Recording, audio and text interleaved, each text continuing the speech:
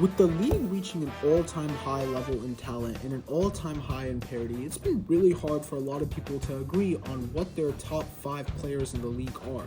So here's my list. So honorable mentions before we get into the top 5. It hurts me to say this, but honorable mention to LeBron James.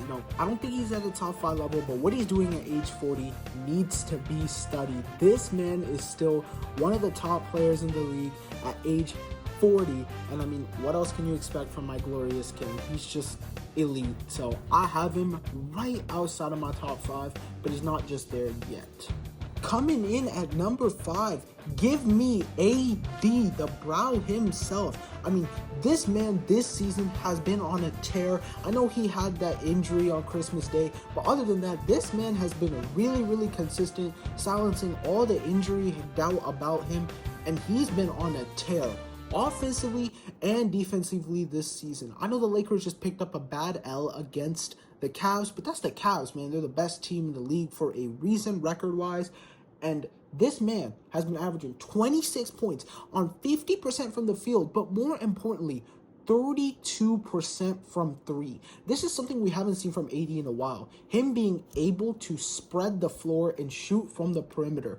I haven't seen AD necessarily hit a lot of jumpers aside from this season since the bubble.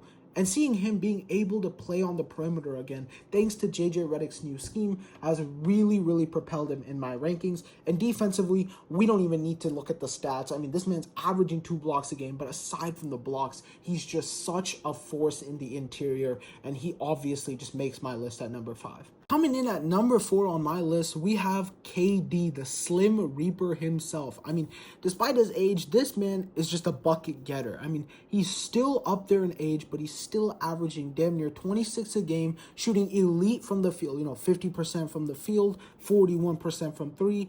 And his free throws, 82%, something like that. But if he knocks down a couple more, he'll be up there. He is on a pace to get a 50, 40, 90 season. And he's getting old. His team might not have the best record, but KD is just a bucket getter. And he is definitely playing like the 4th best player in the league this season. Coming in at number 3 on my list, entering the top 3 is Mr. Aura himself, Shai Gilgeous-Alexander, making an MVP case for himself, playing great with the Thunder, who are playing like a championship level team without one of their best players in Chet Holmgren. He's been holding it down offensively and defensively. A lot of people underrate Shai Gilgeous-Alexander's ability to play perimeter defense. It may not be the best, but he's got the size, he's got the speed, and he's got the utilities to be a great defender. And if he gets elite, even better than he is on the defensive end, he could definitely propel himself up to number 2 or 1 in the future. Coming in at number 2, runner-up, the 2nd best player in the league, we have Giannis Antetokounmpo.